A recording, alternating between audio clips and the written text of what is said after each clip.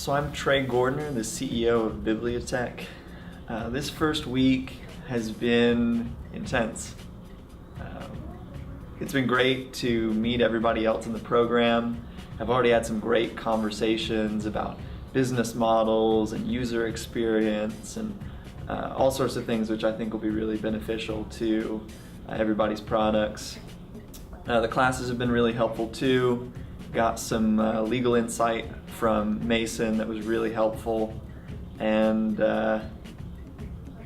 yeah, I think that for us, the accelerator is an important step.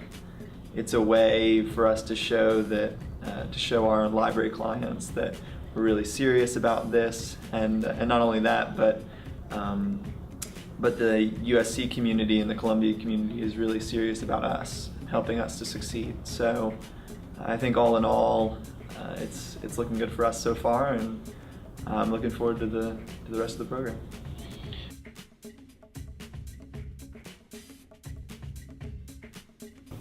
Yeah, so the way I got into Bibliotech to begin with, growing up through high school, through college, I was a librarian. So first in a school library, then in the USC Rare Books library on campus. And while I was there, I ended up working with the databases and the collection systems, and never really thought about it again. I was a business student, so I went into a tech company, a startup, right out of school because I knew I wanted to start my own business, but I knew that I didn't have enough experience at the time to make a go of it then.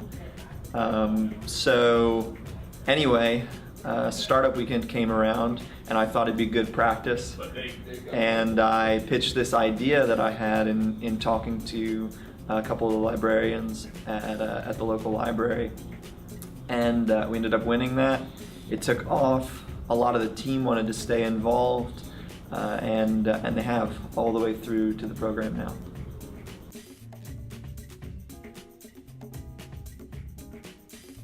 So thus far, we've talked with a variety of people. For us, our target customer, we're constantly redefining,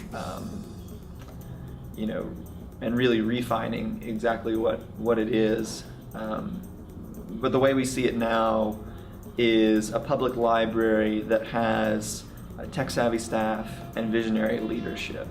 So these are people who are interested in seeing how the library can adapt in the digital age, and more importantly, that they know that it needs to. On the other hand, because we're a browser extension, multi-sided model, so we're selling to the libraries, but it's a library service that they're giving to all of their patrons and really all the people in the city. Our end users are people who are cost conscious. That's kind of the one group. So young professionals, young families, and just deal seekers, because ultimately our product is something that saves money. And then on the other hand, we have what we call the power users. So people who they're just voracious readers, for instance, movie junkies, your music folks as well. And then we also have this group that we refer to as the hipsters, or the obscurists. These are people who are looking for things that are pretty rare, maybe like books that are out of print, for instance, or limited runs of music. And a lot of times the public library, just by happenstance, will have those things, either through donation or through a savvy collector. So yeah, that's a bit about our target audience. We've talked a lot. We've talked to a lot of people so far, and continue to do so. That's one of the big things about the program, is that through the course of it, we're supposed to talk to 100, do 100 customer interviews. Mm-hmm. And for us, we actually see that as a two-part challenge: 100 libraries and 100 end users in those different categories.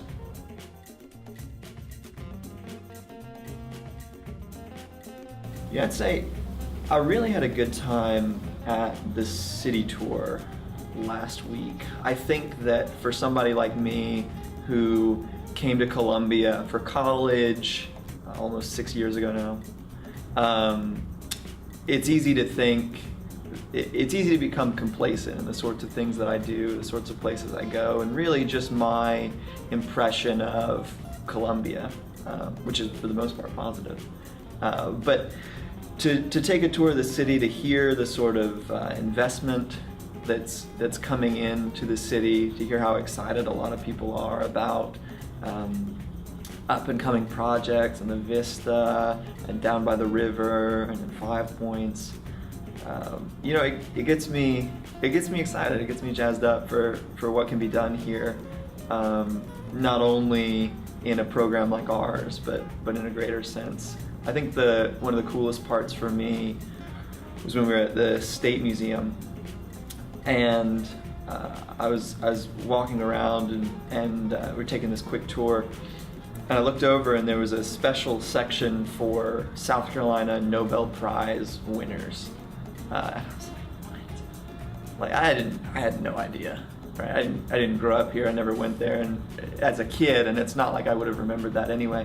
But evidently the guy who invented lasers is from South Carolina, and not only that, but one of the 12 people to walk on the moon is as well, and they have his stuff there in the State Museum, and it was really inspiring because it was like, no matter where you come from, no matter what you feel like in your little 6-month accelerator program, not sure what you're doing, great things have been done here, and I'm hopeful that our company will be one of the next great things.